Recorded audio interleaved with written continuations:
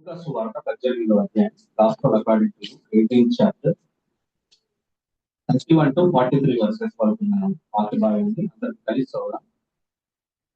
Gospel according to Luke 18th chapter 31 to 43 versus అందరం కలిసి చదవడం. ఆ తర్వాత అందులో విషయాలను మనం ధ్యానం చేయడానికి ప్రయత్నించాం. ఆయన తన 12 మంది శిష్యులను పిలిచి, ఇదిగో యెరూషలేమునకు వెళ్తున్నాము, మనుష్య కుమారుడి గురించి ప్రవక్తల చేత వ్రాయబడిన మాటలను నెరవేర్చబడును. ఆయన అన్యజనులకు అప్పగింపబడును. వారు ఆయనను అపహసించి అవమానపరిచి ఆయన మీద ఒమ్మి వేసి ఆయనను కొరడాలతో కొట్టి చంపుదురు. 3వ దినమున ఆయన మరలా లేచునని చెప్పారు. వారు ఈ మాటల్లో ఒకటైనను గ్రహింపలేదు. ఈ సంగతి వారికి మరుగు చేయబడిన కనుక ఆయన చెప్పిన సంగతులు వారికి బోధపడలేదు. ఆయన ఎరుకో పట్టణమునకు సమీపించినప్పుడు గుడ్డివాడు త్రోవ పక్కన కూర్చుండి భిక్షం అడుగుకొనొచ్చాడు. జన సమూహము దాటిపోవచ్చున్నట్టు వాడు చప్పుడు విని ఇది ఏమని అడుగుగా, వారు నజరేయుడైన యేసు ఈ మార్గమున వెళుచున్నాడని వాడితో చెప్పి, అప్పుడు వాడు, యేసు దావీదు కుమారుడా, నన్ను కరుణించమని కేకలు వేయగా ఊరకుండమని ముందర నడుచుచుండిన వారు వాడిని గద్దించేది గాని వాడు మరి ఎక్కువగా, దావీదు కుమారుడా, నన్ను కరుణించమని కేకలు వేసి, అంతటా యేసు నిలిచి వాడిని తన యుద్ధకు తీసుకొని రమ్మని. వాడు దగ్గరికి వచ్చినప్పుడు ఆయన, నేను నీకేమి చేయకూరుచున్నావు అని అడుగుగా, వాడు, ప్రభువా, చూపు పొందకూరుచున్నాను. యేసు, చూపు పొందుము, నీ విశ్వాసం నేను స్వస్థపరిచినని వారితో చెప్పాను. వెంటనే వాడు చూపు పొంది దేవుని మహిమపరుస్తూ ఆయనను వెంబడించెను. ప్రజలందరూ అది చూచి దేవుని స్తోత్రం.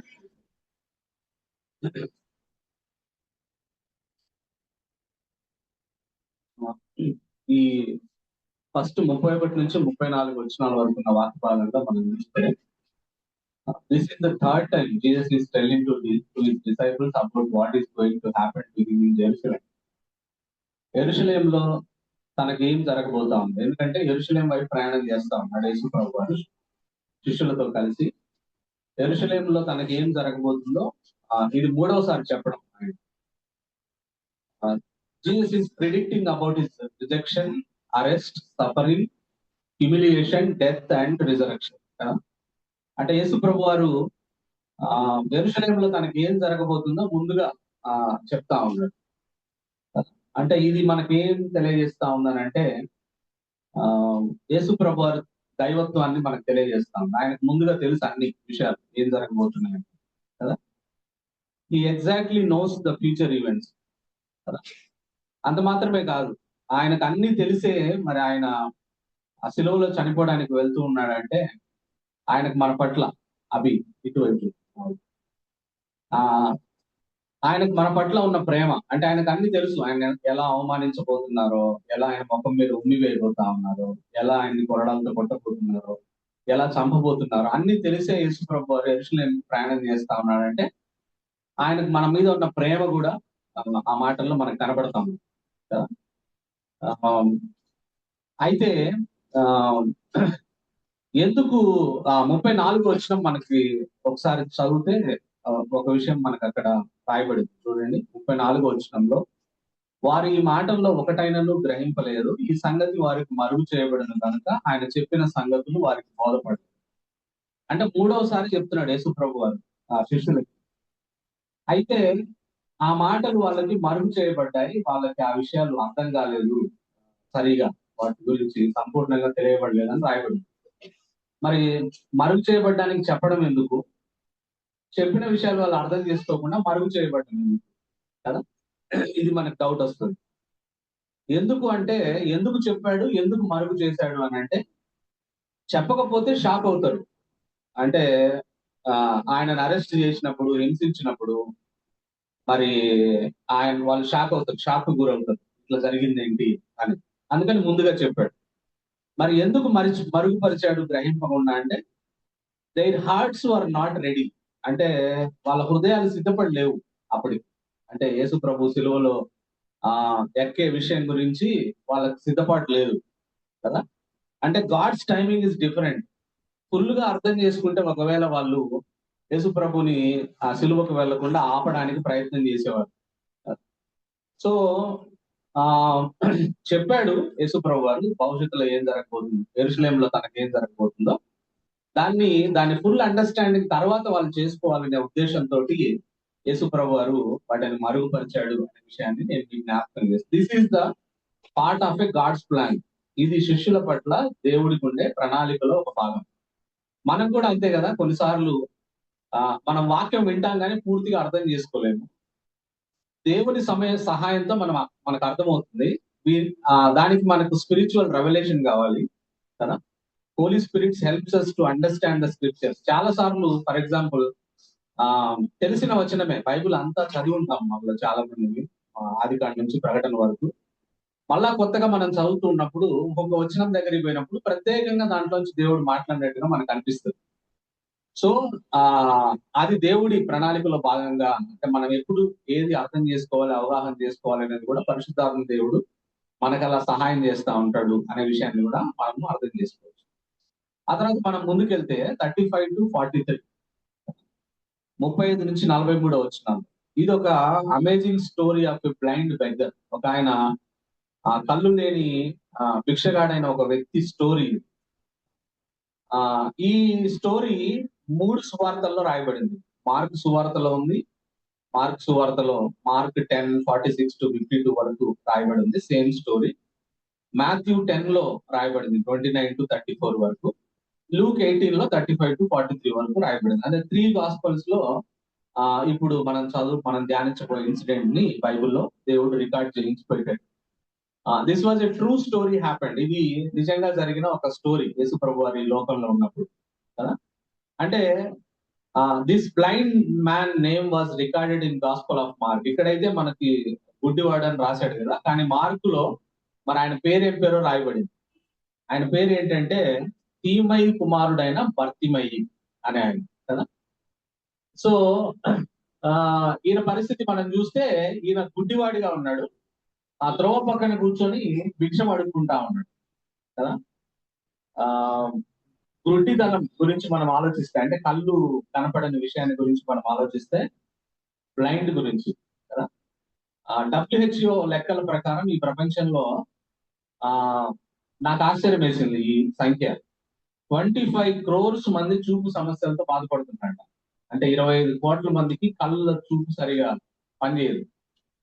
దాంట్లో యాక్చువల్ గా గుడ్డి వాళ్ళు, అసలు పూర్తిగా కనపడిన వాళ్ళు ఎంతమంది అంటే 3.5 crores మెంబర్స్ ఈ ప్రపంచంలో. వరల్డ్ హెల్త్ ఆర్గనైజేషన్ లెక్కల ప్రకారం ఫుల్ చూపు లేని వాళ్ళు 3,50,00,000 మంది కదా. మనం అందులో లేము బై గాడ్స్ గ్రేస్ కదా. మనకు దేవుడు ఇచ్చిన కళ్ళని బట్టి మనం దేవుడికి వందనాలు చెప్పాలి. మరి పిల్లలు మీరు ఎంతమంది చూడగలుగుతున్నామని వందనాలు చెప్పారో లేదు తెలియదు కదా. అంటే 3.5 కోట్ల మంది ప్రజలకి అసలు కళ్ళే కనపడవు ఈ ప్రపంచంలో. ఫుల్ బ్లైండ్ తో ఉన్నారు ఇప్పుడు ప్రజెంట్ ఉన్న లెక్కల ప్రకారం. 21 కోట్ల మందికి పార్షియల్ బ్లైండ్నెస్, అంటే పాక్షిక గుడ్డితనంతో మరి బాధపడతా ఉన్నారు కదా. సో ఎందుకు ఈ మాట చెప్తానంటే, it is very hard to live without eye sight. కళ్ళు కనపడకుండా జీవించడం అనేది నిజంగా చాలా కష్టతరమైన విషయం అనే విషయాన్ని నేను మీకు జ్ఞాపకం చేస్తాను. ఆ తర్వాత స్టోరీలో మనం ముందుకెళ్తే, ఈ లోకంలో ఉన్నప్పుడు యేసు ప్రభు వారు అనేక మందిని స్వస్థపరిచాడు. వారందరి పేర్లు రాయబడలే సువార్తల్లో, కానీ కొద్దిమంది పేర్లు మాత్రమే రాయబడ్డాయి. ఉదాహరణకి యాయిరు కుమార్తె అని యాయిరు అని పేరు రాయబడింది. లాజరు, చనిపోయిన లాజర్ని తిరిగి లేపి యేసు ప్రభు, లాజరు పేరు రాయబడింది. పొట్టి చెక్కయ్య పేరు రాయబడింది. మగ్దలేని మరియా, 7 దెయ్యాలుంటే ఆమెను బాగు చేసిన ఆమె పేరు రాయబడింది. తర్వాత కుష్టు వ్యాధి నుంచి నయమైన సీమోను అని రాయబడింది. ఆ తర్వాత ఈ గుడ్డి భర్తమై ఆయన పేరు కూడా, ఈ గుడ్డి అయిన బాగా అయిన పేరు కూడా బైబిల్లో రాయబడింది కదా. ఈయన తీమై కుమారుడైన భర్తమై. సో ఈ స్టోరీలోంచి ఈరోజు ప్రభు చిత్తం అయితే ఒక 8 సంగతులను మనం ధ్యానం చేద్దాం. చిన్న స్టోరీలోంచి ఒక 8 విషయాలు మనం ధ్యానం చేద్దాం. అన్ని కూడా all starts with P, English లో పి అనే అక్షరంతో స్టార్ట్ అయ్యే ఒక 8 ప్రత్యేకమైన సంగతులు ఈ స్టోరీ గురించి మనం ధ్యానం చేద్దాం, నేర్చుకోవడానికి ప్రయత్నం చేద్దాం. మొట్టమొదటి పి ఏంటంటే ద ప్లేస్. ఈ సంఘటన జరిగిన ప్రదేశం ఏంటి, దాని సిగ్నిఫికెన్స్ ఏంటి. Place, first P place, the place. ఈ మెరకిల్ జరిగింది ఎక్కడ అంటే, the place this miracle happened at Jericho. ఎరికో పట్టణం దగ్గర ఈ ప్లేస్ ఇది జరిగింది అని బైబిల్లో రాయబడింది. ఎరికో పట్టణం అంటే మనకు గుర్తొస్తుంది ఓల్డ్ టెస్టిమెంట్ లో కదా. ఎరికో పట్టణం అంటే ఓల్డ్ టెస్ట్మెంట్ లో దేవుని ప్రజలు విశ్వాసంతో దేవునికి విధేయత చూపించి ఒక స్ట్రేంజ్ విధానంలో దాని చుట్టూ తిరిగినప్పుడు మరి ఎరికో గోడలు కూలిపోయి మరి దాన్ని స్వాధీనం చేసుకున్నారు దేవుని ప్రజలు ఇశ్రాయేలీయులు కదా. ఆ తర్వాత యెహోషువ ఈ పట్టణాన్ని శపించాడు. మనం గుర్తించాల్సిన మాట ఏంటంటే ఎరికో పట్టణాన్ని యెహోషువ శపించాడు. ఇది ఓల్డ్ టెస్టిమెంట్ స్టోరీ. అయితే ఈ న్యూ టెస్టిమెంట్ లో నూతన నిబంధనలో యేసు ప్రభు వారు ఎరికో పట్టణంలో ప్రవేశించి ఈ శపించబడిన ప్రదేశంలో ఉన్న వారికి తన మర్సీని చూపించాడు, కరుణను చూపించాడు. ప్రభు చిత్తమైతే 19th చాప్టర్ లో మనం ఆ విషయాన్ని చూస్తాం. ఇప్పుడు ఎరికో పట్టణం బయట నుంచి ఎరికో పట్టణం లోపలికి వెళ్తా ఉన్నాడు యేసు ప్రభు కదా. అంటే ఎరికో పట్టణంలోనే జక్కయ్యను పరిశుద్ధుడైన జక్కయ్యగా మార్చాడు. అంటే దీంట్లోంచి మనం నేర్చుకోవాల్సిన పాఠం ఏంటంటే మన దేవుడు యేసు ప్రభు వారు ఆయన హీఈస్ ఎ గ్రేట్ రివర్సల్. అంటే ఏదైనా పరిస్థితిని తలక్రిందులు చేసే గొప్ప దేవుడిని మనం కలిగి ఉన్నాం యేసు ప్రభు. పరిస్థితులను తలక్రిందులు ఎ గ్రేట్ రివర్సల్ మన దేవుడు. అంటే శాపాన్ని దీవెనగా మార్చగలిగిన దేవుడు మన దేవుడు. ఫర్ ఎగ్జాంపుల్ బైబిల్లో మరి యేసు ప్రభు వారు చేసిన విషయాలని మనం చూస్తే బైబిల్లో జనరల్ గా మరి రివర్స్ చేసింది విషయాలు మనం గమనిస్తే ఒక వ్యభిచార స్త్రీని, ఆ సమరయ స్త్రీని ఆయన పరిశుద్ధురాలిగా మార్చాడు కదా. రివర్స్ చేసినాడు ఆమె లైఫ్ ని. వ్యభిచారిని పరిశుద్ధురాలిగా మార్చాడు. తర్వాత ఆశపోతు జక్కయ్యని నెక్స్ట్ వీక్ మనం చూస్తాం ఆ విషయాన్ని. ఒక ఆశపోతుని దాతృత్వం కలిగిన వాడిగా చేశాడు, రివర్స్ చేసినాడు ఆయన్ని, జక్కయ్యని. ఆ తర్వాత పిరికి వారిని హతసాక్షులను చేశాడు. పిరికి వారంటే ఎవరు? యేసు ప్రభు శిష్యులే. యేసు ప్రభుని అరెస్ట్ చేయగానే పారిపోయారు అందరూ భయపడిపోయి. అటువంటి పిరికి వారిని హతసాక్షులుగా మార్చేసాడు, రివర్స్ చేసిండు వాళ్ళని కదా. సంఘాన్ని హింసిస్తున్న పౌలుని తన కొరకు శ్రమపడేవాడిగా రివర్స్ చేసిండు. ఆ తర్వాత ఏమీ లేని స్థితి నుంచి 5 రొట్టెలు 2 చేపలు ఉంటే మరి అంతమంది జనాలు ఉంటే 12 గంపలు మిగిలేటట్టుగా చేసిండు. అంటే లేమి నుంచి సమృద్ధిలోనికి మార్చేసింది. అట్లనే మన జీవితాలను కూడా తలకిందులుగా చేయగలిగిన గొప్ప దేవుడిని మనం కలిగి ఉన్నాం. ఈ ఎరికో ఆ ప్రాంతం శాపగ్రస్తమైన శపితమైన ఆ ప్రాంతంలోంచి మరి దీవెనను తీసుకొని వచ్చే మరి దేవుణ్ణి మనం కలిగి ఉన్నాం. దిస్ ఈస్ ద మరి ప్రామినెన్స్ అబౌట్ ద ప్లేస్ అనే విషయాన్ని నేను మీకు జ్ఞాపకం చేస్తాను. భర్తమై కూడా ఈ శాపగ్రస్తమైన స్థలానికి దగ్గరగా ఉంటే ఆయన జీవితాన్ని దేవుడు రివర్స్ చేసినాడు, మార్చినాడు అనే విషయం మనం ఎండ్ లో చూస్తాం. ఇది that is about the first P, the place. రెండవ పీలోకి వస్తే ద పర్సన్. అంటే ఈ వ్యక్తి, ఈ భర్తమై అనే వ్యక్తి గురించి మనం చూస్తే ఇట్స్ ఇన్స్పైరింగ్ టెస్టిమనీ. నిజంగా 2 అన్ఫార్చునేట్ రియాలిటీస్ ఇందులో ఉన్నాయి. ఒక దురదృష్టకరమైన 2 విషయాలు. ఒకటేమో గుడ్డి అయినా పాపం చూడలేడు. రెండోదేమో బీదవాడు పాపం బాగా. కళ్ళు లేకపోయినా డబ్బులుంటే ఎవరైనా హెల్ప్ చేసే వాళ్ళు ఉంటారు. కానీ ఈయన పరిస్థితి ఏంటంటే కళ్ళు లేవు ప్లస్ డబ్బులు లేవు పాపం. అంటే అడుక్కొని ఆ వచ్చిన డబ్బులతోటి జీవనాన్ని చేసుకోవాలి. 2 చాలా కష్టతరమైన పరిస్థితుల్లో భిక్షాటన చేస్తూ తనను తాను పోషించుకోవాల్సిన హెల్ప్లెస్ స్థితిలో ఉన్నాడు. అంటే హీ హాజ్ నో సెక్యూరిటీ, ఆయనకి no safety, nobody is there to take care of him. బహుశా ఉండడానికి ఇల్లు ఉందో లేదో కూడా తెలియదు. Very pathetic condition. ఒక రకంగా చెప్పాలంటే he is living in some kind of darkness. అంటే ఆయన జీవితం అంతా చీకటిగా అనిపిస్తూ ఉండొచ్చు పాపం. కళ్ళు లేవు, ఫుడ్ లేదు, ఏ రోజుకి ఆ రోజు అడుక్కొని తినాల్సిన పరిస్థితిలో మరి ఉన్నాడు కదా. He struggling to survive in his life. అయితే ఇంతకన్నా పిటి విషయం ఏంటంటే ఈయన గురించి మనం సానుభూతి చూపిస్తున్నాం. ఈయన కళ్ళు లేవు పాపం, డబ్బులు కూడా లేవని. కానీ ఇంతకంటే పిటి చూపించాల్సిన విషయం ఎవరి గురించి అంటే స్పిరిచువల్ బ్లైండ్నెస్ లో ఉన్న వాళ్ళ గురించి కదా. మనం వాళ్ళ జీవితము ఆత్మీయ అందుల పరిస్థితి ఇంతకన్నా దయనీయమంది కదా. బికాస్ స్పిరిచువల్ బ్లైండ్నెస్ లో ఉన్న వాళ్ళ పరిస్థితి ఏంటంటే వాళ్ళు దేవుణ్ణి గుర్తించలేరు, తమ ఆత్మీయ స్థితిని గుర్తించలేరు. అంటే దేవుడు తెలియదు వాళ్ళకి, ఆత్మీయ అంధకారంలో ఉన్న వాళ్ళకి వాళ్ళకు దేవుడు అవసరత ఉందనే విషయాన్ని కూడా తెలియదు. అందువల్ల వాళ్ళు నిత్య నాశనానికి, నరకానికి వెళ్ళిపోతారు కదా. అంటే క్రీస్తుని ఎరగని వారు, క్రీస్తును దేవుడిగా గుర్తించని వారు గుడ్డి వారి కన్నా ఘోరమైన పరిస్థితి. వాళ్ళ మీద ఇంకెక్కువ సానుభూతి చూపించాలి మనం ఈయన మీద కంటే కదా. ఈయనకు ఫిజికల్ బ్లైండ్నెస్ ఉంది, తర్వాత పేదవాడిగా ఉన్నాడు. కానీ ఈయనకంటే మనం పిటి చూపించాల్సింది ఎవరి మీద అంటే స్పిరిచువల్ బ్లైండ్నెస్ ఉన్న వాళ్ళ మీద. వాళ్ళు ఈయనకంటే మరి ఘోరమైన స్థితిలో ఉన్నారు అనే విషయాన్ని నేను మీకు జ్ఞాపకం. This is about the person. మూడవ పి చూస్తే perception. Third P the perception, అవగాహన. అంటే ఈయన రెండు విషయాలు చూసినాం. శాపగ్రస్తమైన స్థలానికి దగ్గరలో ఉన్నాడు నెంబర్ 1. రెండవది సానుభూతి చూపాల్సిన పరిస్థితిలో ఉన్నాడు, ప్లేస్, పర్సన్. మూడవది పర్సెప్షన్. అంటే ఈయన చూడండి, ఈయన అవగాహన చూడండి. కళ్ళు లేని వాడైనా తన ముందు విస్తారమైన జనసమూహం వెళ్తుందని గ్రహించి, అంటే శబ్దాన్ని చెవుల ద్వారా, అంటే జనాలు బాగా ఎక్కువ మంది పోతుంటే చెవులతో విన్నాడు. చాలా మంది పోతున్నారు, ఏంటి అన్యూజువల్ థింగ్ హ్యాపెనింగ్ తన ఎదురుగా అని గ్రహించి జనసమూహంలో ఒకరిని ఆపి అడిగాడు, ఏంటి, ఏం జరుగుతుంది, ఇంతమంది ఎందుకు వెళ్తా ఉన్నారు నన్ను దాటుకొని అని. అంటే అప్పుడు ఆ జన సమూహంలో ఉన్న ఒక వ్యక్తి చెప్పాడు, నజరేయుడైన యేసు ఈ మార్గంలో వెళ్తున్నాడు అని చెప్పారండి. అంటే యేసు ప్రభు నజరేయుడైన యేసు ఈ మార్గంలో వెళ్తున్నాడు చెప్పగానే వెంటనే దావీదు కుమారుడా నన్ను కరుణించు అని కేకలు వేసింది కదా. అంటే ఇతని అవగాహన చూడండి. ఆయనకు చెప్పిన వారు దావీదు కుమారుడు వెళ్తున్నారని చెప్పలా, నజరేయుడైన యేసు వెళ్తున్నాడని చెప్పింది. కానీ ఈయన కేకలు వేయడం మాత్రం దావీదు కుమారుడా అని కేకలు వేసింది. అంటే కళ్ళున్న పరిసయ్యులు యేసు ప్రభువును మెస్సియాగా గుర్తించలేదు, కానీ పరిసయ్యులు, శాస్త్రులు ఈ గుడ్డివాడు ఆయన మెస్సియాగా గుర్తించాడు. ఇక్కడ మనం ఆయన అవగాహన మెచ్చుకోవచ్చు. అంటే యేసు ప్రభువుని ఆ కళ్ళున్న శాస్త్రులు, పరిసయ్యుల, రిలీజియస్ లీడర్స్ ఈయన మెస్సియాని గుర్తించలే. కానీ ఈయన కళ్ళు లేకపోయినా కూడా యేసు ప్రభువుని మెస్సియాగా గుర్తించిండు. అంత మంచి అవగాహన ఉన్నవాడు ఈయన నెంబర్ 1. రెండవది చూస్తే ఈయనకున్న పర్సెప్షన్, ఈయన పర్సీవ్ అవగాహన ఎలా ఉందంటే, ఈ perceived the absolute value of that moment. అంటే ఆ క్షణానికి, ఆ సమయానికి ఉన్న విలువను గుర్తించాడు. మొట్టమొదటేమో యేసు ప్రభుని మెస్సియాగా గుర్తించాడు. రెండవది ఈయనకున్న అవగాహన ఏంటంటే, ఆ సమయానికి ఉన్న విలువను గుర్తించాడు.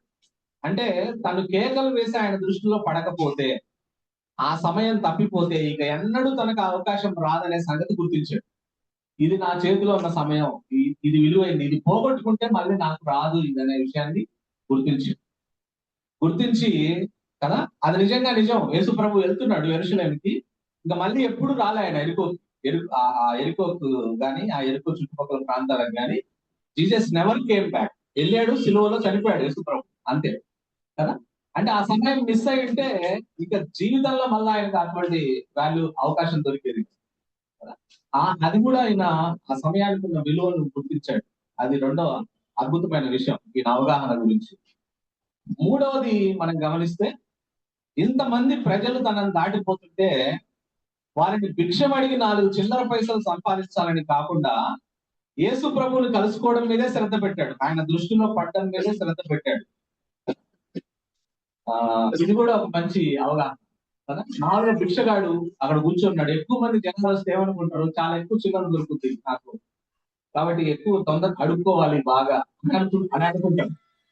కానీ ఆ చిల్లర కోసం చూడలేదు, చిల్లర పైసల కోసం చూడకుండా యేసు ప్రభువుని కలుసుకోవడం మీద శ్రద్ధ పెట్టాడు. ఆయన దృష్టిలో పడడం మీద శ్రద్ధ పెట్టాడు కదా. మనం మాత్రం యేసు ప్రభు మనల్ని దాటిపోతుంటే యేసు ప్రభువుని కలుసుకోవడం మీద గురించి కాకుండా చిల్లర విషయాల గురించి ఆనందపడే విధంగా ఉంటాం మనం చాలాసార్లు. అంటే నా ఉద్దేశం ఏంటంటే, ఆయనకు మంచి అవగాహన ఉంది. చిల్లర కావాలా, యేసు ప్రభు కావాలంటే నాకు యేసు ప్రభువే కావాలి అని ఆయన తీర్మానించుకున్నాడు అవగాహన. మనం మాత్రం దేవుడు చిల్లర విషయాలు అంటే మనం చాలా సార్లు చిల్లర విషయాలకు వెళ్తాం. దేవుడు అని కదా, బైబిల్ స్టడీకి అటెండ్ అవ్వాలా, ఏదన్నా బయట కాలక్షేపం చేయాలా అంటే బయట కాలక్షేపం చేయడానికి కొన్నిసార్లు మనం ప్రయత్నం చేస్తాం. అంటే చిల్లర విషయాలకు వెళ్తాం. అంటే బైబిల్ చదవాలా, ఫోన్ లో ఏమైనా చూడాల్సినవి ఏమైనా చూడాలా అని అంటే ఫోన్ లో చూడడానికే మనకి ఇష్టం, చిల్లర విషయాలే ఇష్టం. అంటే మనిషి నైజం చెప్తున్నాం అందరం, నేనేం ఎక్సెప్షన్ కాదు, అందరి గురించి చెప్తున్నాం కదా. ఆ తర్వాత ఏదన్నా ప్రార్థన చేసుకోవాలా, ఇంకేదన్నా పని చేయాలా అంటే దేవుడు చిల్లర విషయాలు వస్తే మనము చిల్లర విషయాల వైపే మనం మొగ్గు చూపుతా ఉంటాం. ఆ దేవుడికి సంబంధించిన విషయాల వైపు మనం మొగ్గు చూపము అనే విషయాన్ని నేను మీకు జ్ఞాపకం చేస్తాను. కానీ ఈయనకున్న గొప్ప అవగాహన నిజంగా ఆయన చిల్లర కోసం ఆశించకుండా ఆ రోజు యేసుప్రభుని కలవాలి, యేసుప్రభు దగ్గరికి వెళ్ళాల్సిందే అనే ఒక పర్సెప్షన్, ఒక అవగాహనని నేను కలిగి ఉన్నట్టుగా నేను చూస్తాను. రెండవది, నాలుగో విషయాన్ని చూస్తే ఈయన అవగాహనలో ఉన్న నాలుగో విషయం ఏంటంటే రైట్ రిక్వెస్ట్ చేస్తా ఉన్నాడు యేసుప్రభు దగ్గరికి రైట్ వేలో రిక్వెస్ట్ చేస్తా ఉన్నాడు. ఏమని? యేసుప్రభు దగ్గరికి పోయి దావీదు యేసుప్రభుని పిలిచేటప్పుడు కూడా ఏమని పిలిచాడంటే, దావీదు కుమారుడా నన్ను కరుణించు అని పిలిచాడు. హ్యావ్ మర్సీ ఆన్ మీ అని కేకలేస్తాం. దేవుడి దగ్గరికి మనం వెళ్ళాల్సిన రైట్ అప్రోచ్ అది, ఎవరైనా సరే. దావీదు కుమారుడా నాకు న్యాయం చేయని అనలే. న్యాయం చేయమంటే అందరం నరకానికి వెళ్ళిపోవాలి. మనకు న్యాయంగా మనకు కావాల్సింది ఏంటంటే నరకానికి వెళ్ళిపోవడం కదా. దేవుడి దగ్గరికి పోయి అడగకూడదు మనం న్యాయం, మనకు కరుణ చూపించమని అడగాలి. దేవుడు న్యాయంగా అయితే మనం అందరం నరకానికి వెళ్ళాల్సింది. Because of his mercy we got saved. So దేవుడిని అప్రోచ్ అయ్యేటప్పుడల్లా మనం దేవుణ్ణి బెదిరించలేము, దేవునికి పిడికిలు చూపించలేము, దేవుణ్ణి మనం లాలన చేయలేము, దేవుణ్ణి న్యాయం అడగలేము. మనం అడగాల్సిందే ఆయన మర్సీ. సో రైట్ వేలో రిక్వెస్ట్ చేస్తా ఉన్నాడు. అదే ఈయనకి ఎంత పర్సెప్షన్ అని చూడండి. అంటే ఫస్ట్ దావీదు కుమారుడిని గుర్తించిండు, రెండోది absolute value of that time గుర్తించిండు, ఇది పోతే నాకు రాదనే విషయాన్ని గుర్తించిండు. మూడోది కదా, చిల్లర కావాలా యేసుప్రభు కావాలంటే నాకు యేసుప్రభువే కావాలి అని అన్నాడు. నాలుగో విషయాన్ని మనం చూస్తే రైట్ వేలో రిక్వెస్ట్ చేస్తా ఉన్నాడు, అడుగుతా ఉన్నాడు, మర్సీ చూపించు. మనం ఎప్పుడు దేవుడి కాడికి పోయినా మనం ఇదే అడగాలి, అయ్యా నా మీద కొంచెం మర్సీ చూపించాలని అడగాలి. That is the right way to approach hour God. So this is about the perception, మూడవ పి. నాలుగో పిలోకి వస్తే ద పర్సిస్టెన్స్, నాలుగో పి, పట్టుదల గలవాడు కదా. దావీదు కుమారుడా నన్ను కరుణించని కేకలు వేసినప్పుడు అక్కడ ఉన్న వాళ్ళందరూ ఎవరకు నువ్వు అని గద్దించారు ఆయన్ని ప్రజలందరూ. అంత పెద్ద మనిషి యేసుప్రభు వెళ్తుంటే ఇంతమంది ఆయన అనుసరిస్తా ఉంటే నువ్వేంది గట్టి గట్టిగా అరుస్తూ ఆయన పిలుస్తున్నావు, ఆయనకేం పనిలేదా కదా, ఆయన మామూలు వాడా, ఊరుకో అని గద్దించాడు. అయితే ఈ మాటలు ఏం లెక్క చేయట్లా ఆయన, ఈ మనుషుల మాటలు లెక్క చేయకుండా ఆయన వారి మాటలు లెక్క చేయకుండా మరి ఎక్కువగా, మరి బిగ్గరగా దావీదు కుమారుడు నన్ను కరుణించని కేకలు వేసినాడు. అసలు మన బ్యూటీ ఆఫ్ యేసు ప్రభు చూడండి. ఈ దిక్కులేని వాడి కేకలు ఆయన చెవిన పడ్డాయి. గుడ్డివాని కేకలు లోకరక్షకుని చెవిలోకి వచ్చాయి. ఆయన ఆగిపోయాడు, యేసు ప్రభు ఆగిపోయాడు కదా. ఆగిపోయి వాడిని నా యొక్క తీసుకురండి అని. అసలు ఇట్లాంటి దేవుడు ఉన్నాడండి అసలు ఈ ప్రపంచంలో. ఈ ప్రపంచంలో అందరికన్నా గొప్పవాడు అక్కడ కలిసి వెళ్తా ఉన్నాడు యేసు ప్రభు. ఒక గొప్ప పని చేయడానికి వెళ్తా ఉన్నాడు, దానికంటే మించిన పని లేదు. అంటే మానవాళిని పాపం నుంచి రక్షించడానికి, సిలువలో చనిపోవడానికి మించిన ఇంపార్టెంట్ పని ఇంకొకటి లేదు ప్రపంచంలో. ఏ పనిని ఆ పనితో పోల్చినా అదే ప్రాముఖ్యమైన పని. అంటే ఈ ప్రపంచంలో గొప్పవాడు, ఈ ప్రపంచంలో అందరికన్నా అన్ని పనుల కన్నా గొప్ప పని చేయడానికి వెళ్తూ ఈ దిక్కులేని బీదవాడు అరుస్తే ఆ కేకల్ని లక్ష్యం చేసి ఆగడం చూడండి. ఆయన ఆగిపోయాడంట యేసు ప్రభు ఆ జర్నీలో కదా. అసలు ఎక్కడ ఉంటాడు ఇలాంటి దేవుడు కదా. దిక్కులేని బీదల మరి ఆర్తనాదాలు చెవులో చేర్చుకొని, హృదయంలో చేర్చుకొని ఆగిపోయి వాళ్ళ కోసం సహాయం చేసే యేసు ప్రభు లాంటి దేవుడు ఎక్కడున్నాడు ఈ ప్రపంచంలో? అసలు లేడు దేవుడు. అందుకే ఆయన గొప్ప దేవుడు, ఆయనే దేవుడు కదా. అంటే భక్తిమై పట్టుదల లోకరక్షకుడిని ఆపింది, అంత గొప్పవాడిని యేసు ప్రభుని నిర్వహించింది, ఆపింది, ఆయన ప్రయాణాన్ని ఆపింది. This is the persistence of భక్తిమై కదా. ఇది ఆయన పట్టుదల. ఇటువంటి పట్టుదల మనం కలిగి ఉండాలి బిలీవర్స్ గా కదా. అంటే మన కేకలు ఆయన దృష్టిని, అంటే మన లోపల ఉన్న మన ఆసక్తి, లేకపోతే మన ఆతురత, మన కోరిక మరి దేవుని దృష్టిలో పడేటట్టుగా, ఆయన ఆపేటట్టుగా, ఆయన మన వైపు చూసేటట్టుగా చేయాల్సిన భక్తిమై లాంటి ఆ పర్సిస్టెన్స్ ని, పట్టుదలని మనం కలిగి ఉండాలి అనే విషయాన్ని నేను మీకు జ్ఞాపకం చేస్తాను. ఇది నాలుగో. ఐదో పి చూస్తే ద ప్యాషన్. ఆయనకున్న ప్యాషన్ చూడండి, భక్తిమైకు ఉన్న ప్యాషన్. యేసు నిలిచి వాడిని తన యొద్దకు తెమ్మని చెప్పాడు కదా. యేసుప్రభు ఆగిపోయినాడు ఆ కేకలకి. అంతమంది జనాలతో వెళ్తున్న ఆయన ఆగిపోయి, వాడిని నా దగ్గరికి తీసుకురండి అన్నాడు. ఏమంటే మార్క్స్ వార్త 10:49-50లో రాయబడ్డ మాట ఏంటంటే, ఊరుకో అని అన్నారు కదా ముందు, ఊరుకో ఇంకేం పనిలేదా అని అన్న వాళ్ళే భర్తమే దగ్గరికి వచ్చి వెంటనే ధైర్యం తెచ్చుకో, ఆయన నిన్ను పిలుస్తున్నాడు లే అని అన్నారు. ఆ మాట చెప్పగానే అంతటా అతను బట్టలు పారవేసి దిక్కున లేచి యేసునందుకు వచ్చినని మార్క్స్ వార్తలో రాయబడి. అంటే అడుక్కునేటప్పుడు ఆ క్లాత్ ఏదైనా వేసుకొని కింద వేసుకొని చిల్లర కోసం అడుక్కుంటారు, అంటే దాన్ని కదా, లేకుంటే అది తర్వాత పడుకోవడానికైనా దాన్ని వాడతారు, లేకుంటే భుజం మీద వేసుకొని వెళ్తా ఉంటారు ఆ అడుక్కునేవాళ్ళు. అయితే ఆయన గురించి రాయబడ్డ మాట ఏంటంటే, the passion he has to meet Jesus. బట్టను పారవేసి దిక్కున లేచి యేసునొద్దకు వచ్చాడు. యేసును కలుసుకోవడానికి, యేసు ప్రభు దగ్గరికి రావడానికి, వేగంగా వెళ్ళడానికి అడ్డుపడకూడదనే తన బట్టను అనగా దుప్పటిని పారవేసి ఈ ర్యాన్ టు జీసస్, యేసు ప్రభు దగ్గరికి పరిగెత్తాడు. మనకుంది ఆ ప్యాషన్? జీసస్ దగ్గరికి అలా పరిగెత్తున్నామా మనం? జీసస్ దగ్గరికి పరిగెత్తడానికి అడ్డుగా వచ్చే వాటిని పారవేసి మరీ పరిగెత్తున్నామా కదా? యేసు ప్రభు దగ్గరికి వెళ్ళడానికి అడ్డుగా వచ్చేది, ఇది నాకు అడ్డుపడుతుంది యేసు ప్రభు దగ్గరికి పోవాలంటే, దాన్ని పారవేసి కదా మనం పరిగెత్తాలి ఆయనలాగా. మందిరానికి రావాలంటే, బైబుల్ స్టడీకి వెళ్ళాలంటే, మీటింగ్స్ కి వెళ్ళాలంటే, ప్రేయర్స్ కి వెళ్ళాలంటే, దేవుడు అక్కడ ఉంటాడు, ఇద్దరు ముగ్గురు అక్కడ కలిస్తే ఆడ దేవుడు ఉంటాడని ఆ పరిగెత్తే ప్యాషన్ మనలో ఉండాలి కదా. ఆ పరిగెత్తే ప్యాషన్ కదా,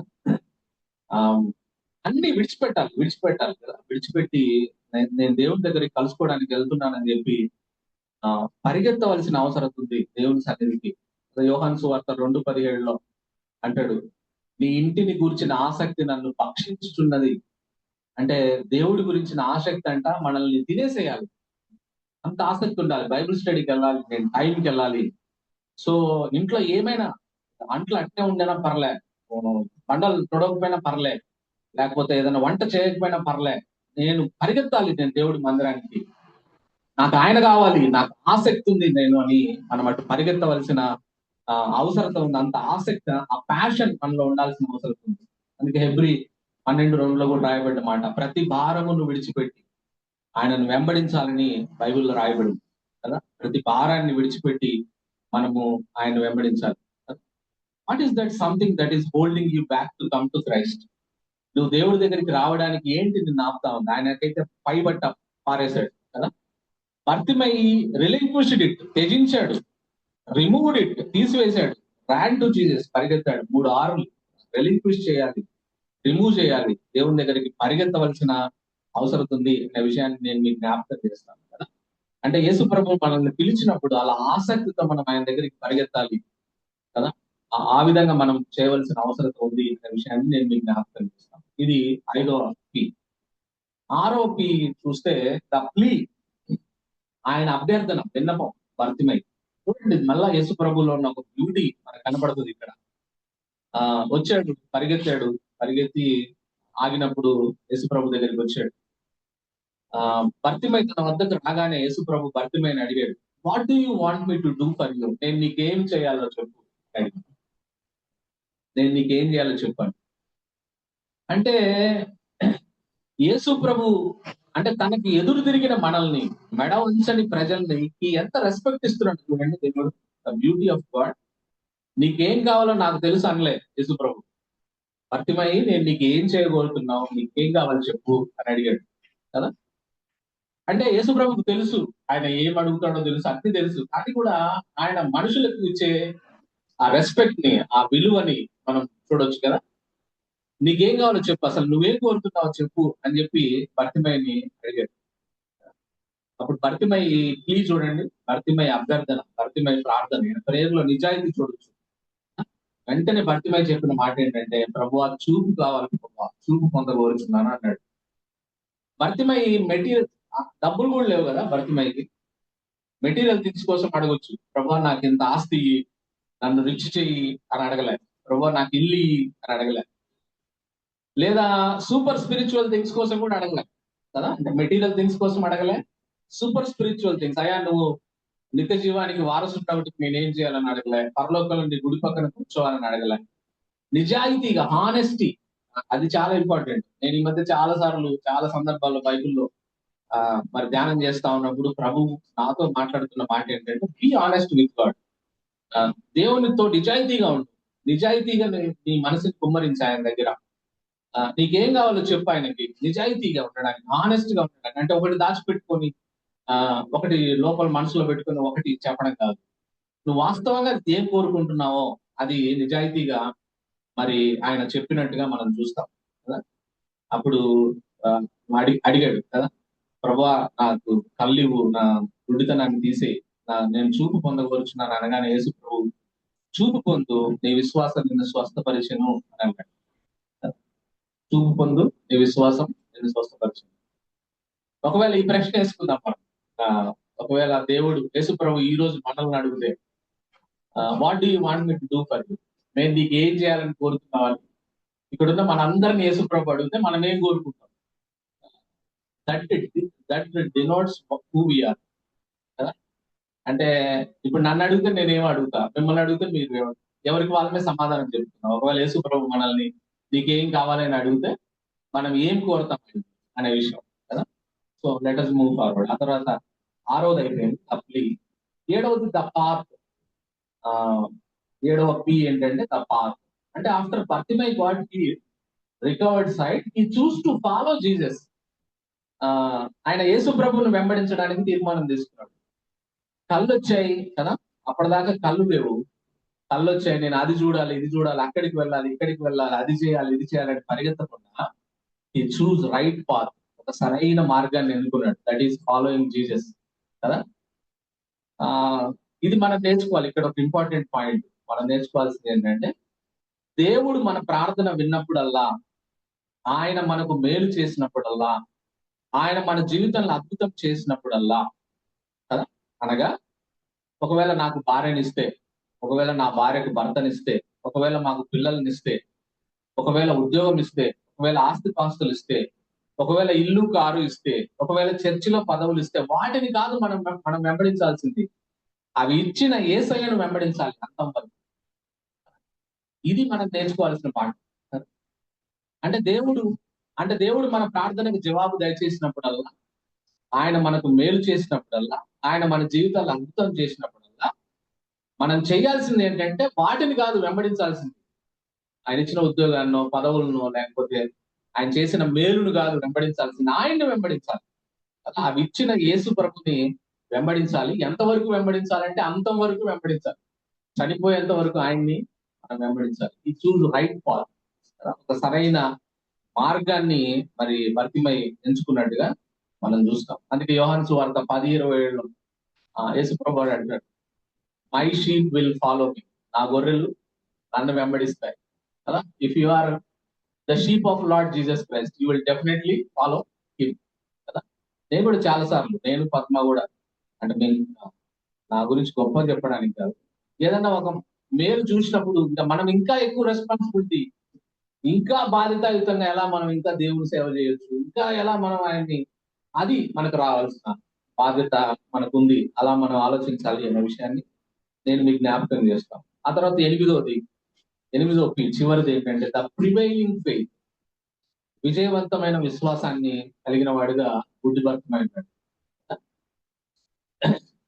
ప్రివైలింగ్ ఫెయిత్ హి హాస్. చివరి పి. ఈ లోకము గుడ్డి భర్తమైకి మహా అయితే చిల్లరిచ్చేవాళ్ళు, చిల్లరిస్తారు భర్తమైకి. తర్వాత బట్టలు ఇస్తారు, లేకపోతే రొట్టె ముక్కలు ఇస్తారు. కానీ ఆయనకు చూపు ఇవ్వలేరు, ఆయనకు నిత్య జీవం పరలోకం ఇవ్వలేరు ఈ లోకంలో ఉన్న మనుషులు. కానీ ఈ విషయం గుడ్డి భర్తమైకి బాగా అర్థమైంది. అందుకే ఆయన మనుషులను కాకుండా దేవుని మీద విశ్వాసం ఉంచాడు. ఈ విశ్వాసం ఆయనకు అసాధ్యమైన దాన్ని సుసాధ్యం చేసి చూపించింది. అంటే చూపించింది, రక్షణ కూడా ఇచ్చింది, సాల్వేషన్ కూడా ఇచ్చింది. రెండు పొందుకున్నాడు. కంటి చూపును పొందుకున్నాడు, తర్వాత నిత్య జీవాన్ని పొందుకున్నాడు కదా. అందువల్ల మన విశ్వాసం ఎప్పుడు మనుషుల మీద కాదు, మన బంధువుల మీద కాదు, మన ఇరుగు పొరుగు వారి మీద కాదు, లేకుంటే మన శక్తి సామర్థ్యాల మీద, మన తెలివితేటల మీద కాదు. ఇవన్నీ మహా అంటే మనకు రొట్టె ముక్కలు ఇస్తాయి, లేకుంటే మనుషులు కూడా కదా. మన విశ్వాసం ఎప్పుడు దేవుడి మీద ఉంచవలసిన అవసరం ఉంది. Let us look let us not look towards people దగ్గర మనకు చిల్లరే దొరుకుతుంది, బట్టలే దొరుకుతాయి, బ్రెడ్డే దొరుకుతుంది.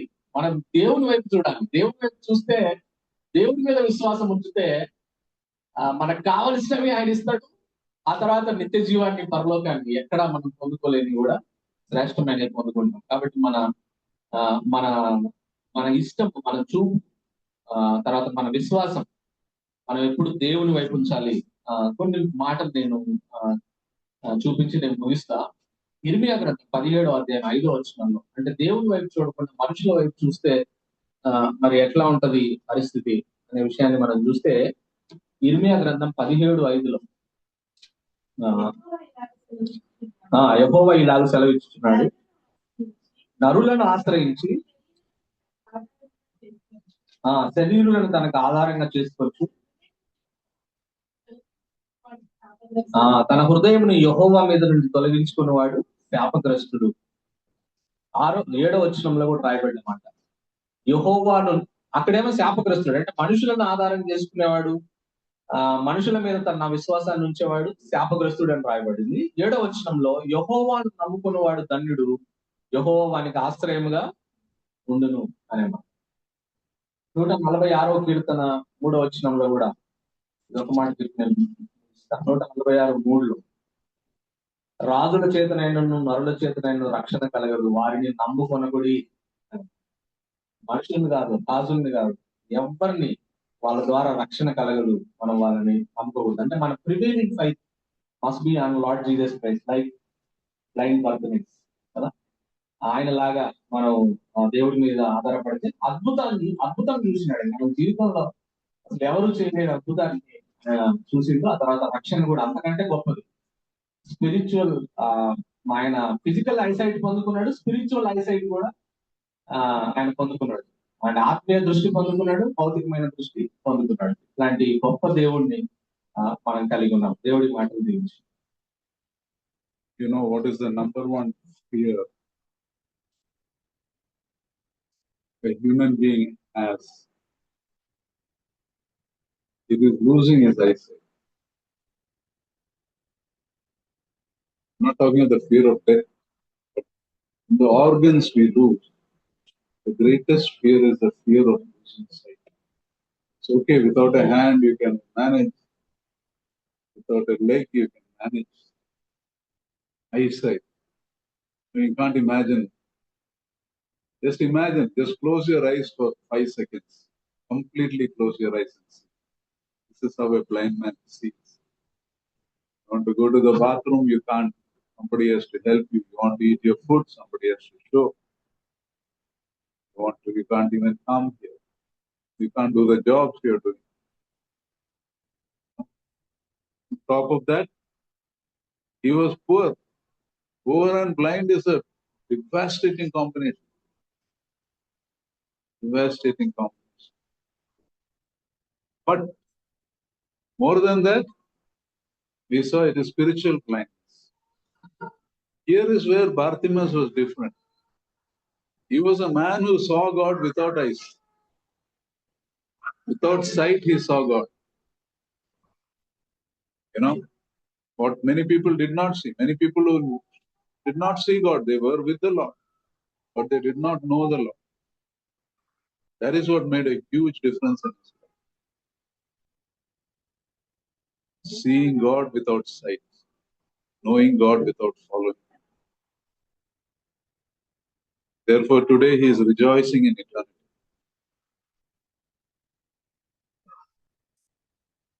Let us pray. Father, we thank you for this time that you have given us, and even as we remember the story of Bartimaeus, we thank you for the eyesight each one of us sitting here has. We complain of many problems in life, but a blind person would be thinking, if I only had eyesight, it would be enough. I don't need anything else. Yet we are so much ungrateful, Master. Forgive us, Lord. Help us to be people who are thankful, grateful, non-complaining. All we have parts of our bodies, all that are working by and large. Help us to be grateful and thankful, and most important, help us to see you, Lord. We can have eyes but not see you, miss you our whole lifetime. We can have eyes and not see what you're telling us to see. Cleanse us, Master. That is a much more pitiable condition. Open the eyes of our enlightenment and help us to have these qualities of Artemis, the perception of who you are, the persistence, the passion, and the desire to follow you. That is also amazing. When he got his eyesight, he didn't run away. He chose to follow you because he realized far more precious than eyesight is following you and knowing you and loving you. Thank you for these lessons, and we learned these lessons well. Thank you, Lord, in Lord Jesus' most precious name we pray.